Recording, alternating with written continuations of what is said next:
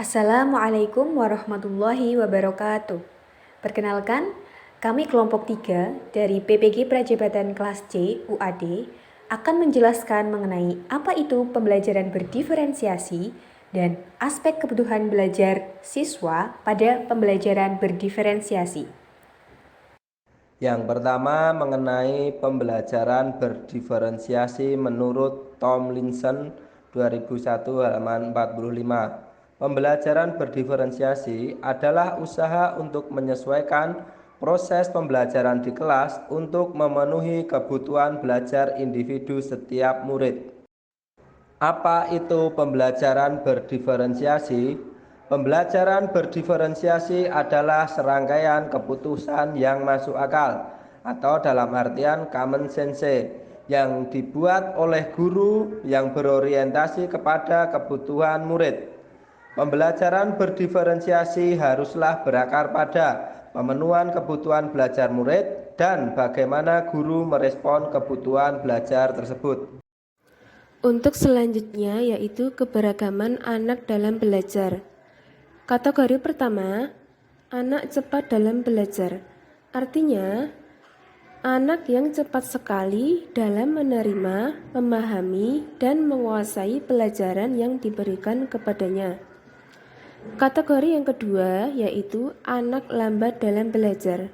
Artinya, anak yang memiliki IQ di bawah rata-rata normal dan mempunyai tingkat keberhasilan relatif rendah pada tugas sekolah dibandingkan dengan teman-teman yang lainnya.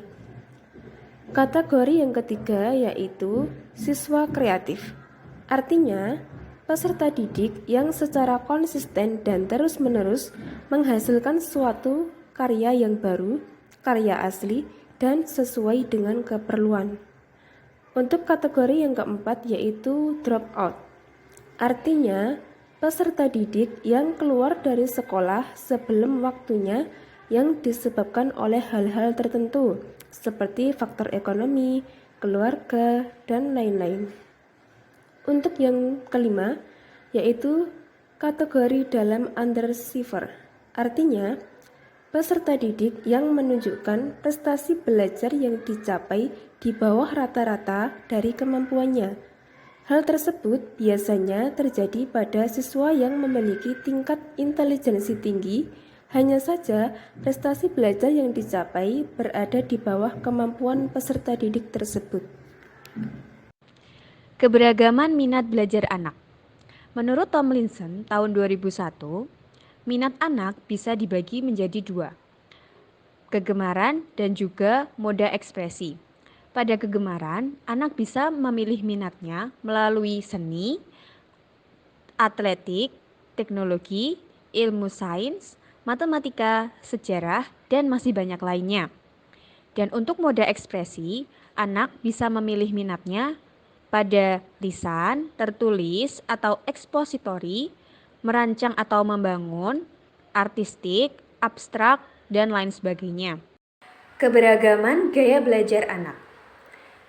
Gaya belajar meliputi visual, auditori, dan juga kinestetik.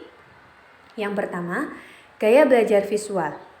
Anak dengan gaya belajar visual atau spasial biasanya lebih mudah memahami gambar, simbol, dan tanda-tanda lainnya yang ditangkap oleh indera penglihatan. Anak dengan tipe visual ini cenderung memiliki pengamatan yang teliti terhadap sesuatu dan mampu mencatat dengan detail. Mereka akan lebih mudah mengingat sesuatu yang dilihatnya, biasanya yang berkaitan dengan bentuk, warna, maupun artistik. Mereka juga lebih suka mencatat ataupun mencoret-coret kertas saat diberikan penjelasan. Yang kedua, gaya belajar auditori. Siswa auditori lebih mudah mengingat sesuatu yang ditangkapnya melalui telinga alias dengan pendengaran. Namun, kekurangan dari tipe auditori adalah cenderung tidak bisa belajar dengan baik di tempat yang ramai dan berisik. Metode belajar yang tepat bagi tipe auditori yaitu melalui diskusi, cerita, musik, dan bentuk-bentuk suara lainnya. Yang ketiga, gaya belajar kinestetik. Kinestetik atau gerakan merupakan salah satu dari macam-macam gaya belajar yang dimiliki siswa. Siswa dengan tipe belajar kinestetik cenderung suka bergerak dan tidak bisa diam. Mereka akan menghafalkan sesuatu dengan membuat gerakan-gerakan tertentu. Siswa dengan gaya belajar seperti ini akan suka sekali dengan pelajaran yang tidak monoton seperti kesenian, praktikum, olahraga, dan sejenisnya. Sekian penjelasan kami mengenai pengertian dan aspek kebutuhan belajar siswa pada pembelajaran berdiferensiasi.